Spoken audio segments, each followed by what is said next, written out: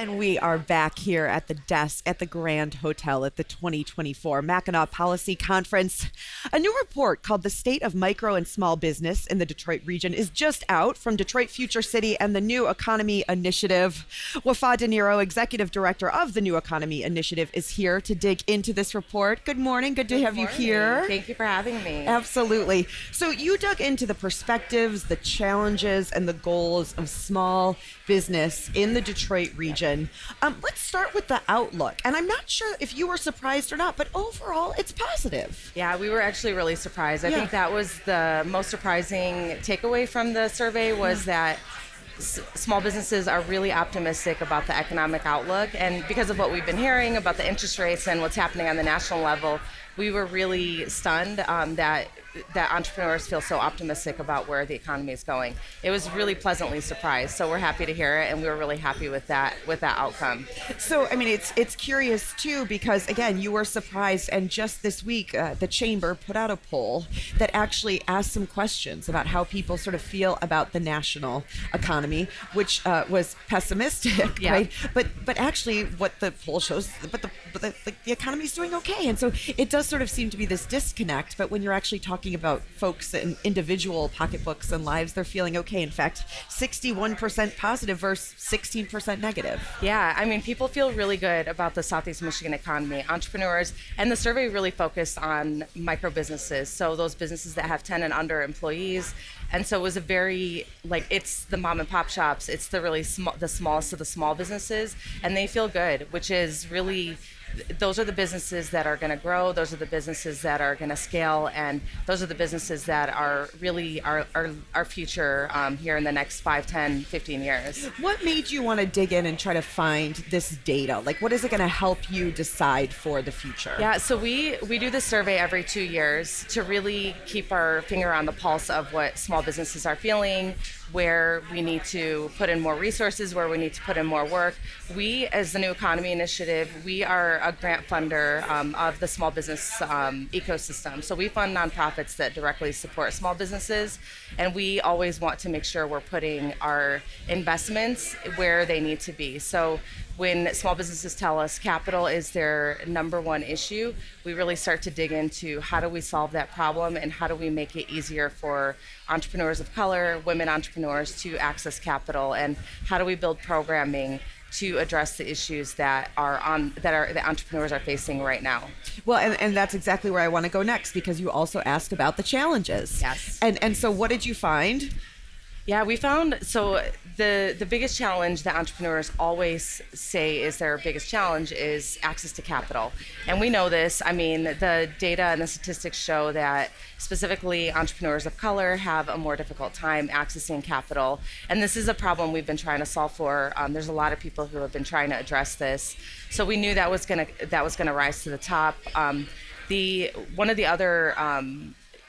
One of the other surprises coming out of the survey was that entrepreneurs who said they were connected with business support organizations had better outcomes and felt more generally optimistic about their ability to make more revenue and really be successful in the future, as opposed to the businesses that were disconnected from the small business ecosystem, which tells us that the work that's happening in Southeast Michigan around the business hubs is positive and is really supporting the entrepreneurs that need it.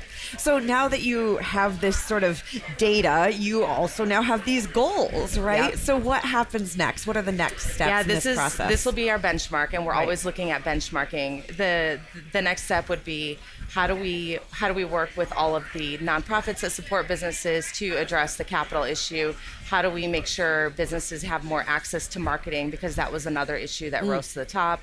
And then the third issue was having more access to customers, which is always, it sounds pretty obvious, but it's always a need. And so the next time we will start building programs around this, and we'll start looking to directly address these issues, and then we'll survey again in a couple of years to see that we've made some positive impact and made some movement on those issues. So what will positive impact look like? Like, how do you, Wafa, know, like, wow, this work has been meaningful and I've seen it actually work and happen in community? Yeah. When every entrepreneur that needs access to capital can access capital, when every entrepreneur knows how to do their financials and projections and really has a good understanding of their own business, of the business side of their business, then we'll know that's success. There's always going to be issues, and we're always going to be looking to chip away at those issues.